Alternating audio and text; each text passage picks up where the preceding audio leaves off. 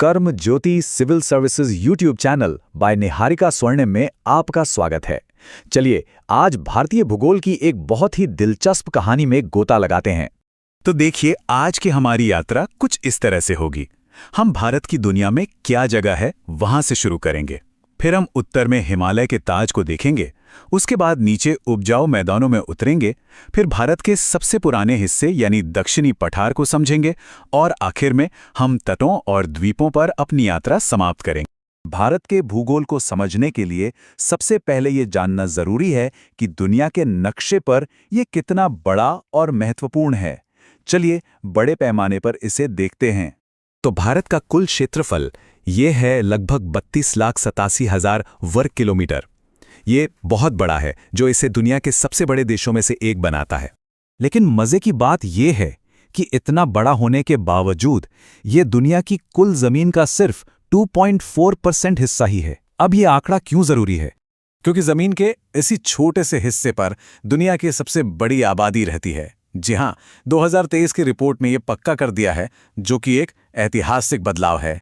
और हाँ, यहाँ एक बहुत ही ताज़ा और दिलचस्प अपडेट है। नई सैटेलाइट टेक्नोलॉजी की मदद से जब हमारी तटरेखा को दोबारा मापा गया तो पता चला कि ये अब लगभग 12,000 किलोमीटर लंबी है। इससे एक बात तो साफ है कि भूगोल की हमारी समझ भी टेक्नोलॉजी के साथ साथ लगातार बदल रही है। चलिए अब देश के उत्तरी हिस्से की तरफ चलते हैं, भारत के ताज की ओर, और देखते हैं कि इसकी सबसे शानदार भौगोलिक विशेषता यानी हिमालय आखिर बना कैसे। तो सवाल ये उठता है कि दुनिया के सबसे नए और सबसे ऊंचे पहाड़ एक पुराने समुद्र की जगह पर कैसे पैदा हो गए? सुनने में अजीब लगता है ना? तो देखिए, इसकी कहानी कुछ इस तरह है। करोड़ों साल पहले भारतीय प्लेट गोंडवाना लैंड से टूटकर उत्तर की ओर बढ़ने लगी। रास्ते में था टेथिस सागर। जब ये प्लेट यूरेशियन प्लेट से टकराई तो जबरदस्त दबाव के कारण टेथिस सागर का तल ऊपर उठ गया और मुड़कर दुनिया की सबसे ऊंची पर्वत श्रृंखला बन गया। एक बात समझना बहुत जरूरी है कि हिमालय कोई एक सीधी दीवार नहीं है। ये असल में 4 समानांतर पर्वत श्रृंखलाओं का एक सिस्टम है। सबसे उत्तर में ट्रांस हिमालय, फिर सबसे ऊंची चोटियों वाला वृहद हिमालय या हिमाद्री, उसके बाद हमारे हिल स्टेशंस वाला लघु हिमालय और आखिर में सबसे बाहरी शिवालिक की पहाड़ी। अच्छा, तो जैसे ही हम इन विशाल पहाड़ों से दक्षिण की ओर उतरते हैं, हम एक बहुत बड़े, सपाट और उपजाऊ इलाके में पहुंचते हैं और जानते हैं ये मैदान सीधे सीधे हिमालय का ही एक तोहफा है। इन मैदानों को समझने के लिए सबसे पहले एक शब्द जानना जरूरी है, दोआब। इसका मतलब है 2 नदियों के बीच की जमीन। पूरा उत्तरी मैदान ऐसे ही कई दोआबों से मिलकर बना है, जो इसे दुनिया के सबसे उपजाऊ क्षेत्रों में से एक बनाता है। यहाँ की मिट्टी भी 2 तरह की है। एक है बांगर, जो पुरानी जलोढ़ मिट्टी है और नदियों से दूर मिलती है, ये थोड़ी कम उपजाऊ होती है।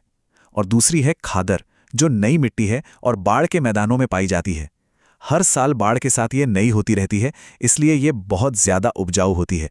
चलिए अब उत्तरी मैदानों से निकलकर भारत के सबसे पुराने भूभाग की ओर चलते हैं। एक विशाल तिकोना पठार जो कभी प्राचीन सुपर कॉन्टिनेंट गोंडवाना लैंड का दिल हुआ करता था। ये पठार कोई एक सपाट जमीन नहीं है, बल्कि कई छोटे छोटे पठारों का मिश्रण है।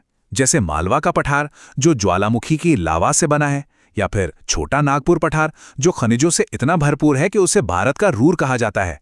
अब इस पठार के दोनों किनारों पर 2 पर्वत श्रृंखलाएं हैं, पश्चिमी घाट और पूर्वी घाट। इनमें बहुत बड़ा अंतर है। पश्चिमी घाट एक लगातार खड़ी दीवार की तरह ऊंचे हैं, जबकि पूर्वी घाट को नदियों ने जगह जगह से काट दिया है, इसलिए वो टूटे फूटे और कम ऊंचे हैं। और अब आखिर में हम भारत के किनारों की ओर बढ़ते हैं, वो जगहें जहां जमीन समुद्र से मिलती है, यानी इसके खूबसूरत तट और द्वीप समूह। यहाँ एक और दिलचस्प चीज देखने को मिलती है। पूर्वी तट पर नदियां धीमी होकर डेल्टा बनाती हैं, यानी अपने साथ लाई मिट्टी जमा करती हैं।